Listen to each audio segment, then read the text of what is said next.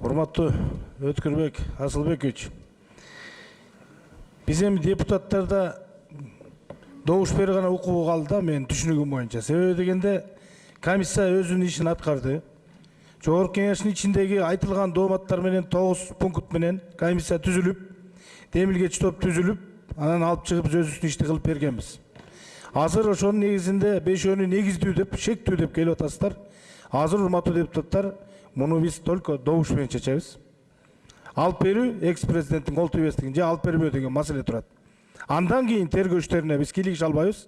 Тергөө амалдарынын өзүнүн купуя сырлары бар. Мен сизден сурайын. Мына бир нече айдан бери ЖЭПте көп кишинин үстүнөн иш козголуп, тергөө жүрүп атат. 386 миллион биздин электростанциянын счетуна келип түшүп анан берилгенби, же кандай жол менен булар кеткен? Кредитный акча да, сизде маалымат барбы? ЖЭПке келген акча. Ал кылмыштын материалдары такталган боюнча бизге акча келген эмес да. Ошол жактан Кытайдан эле. Жок, ошон үчүн көпчүлүгү билбейт, ошол жактан кеткен да акча. Ошол жактан кеткен. Туурабы? Негизи бияка келиш керек эле да, кредитный акча.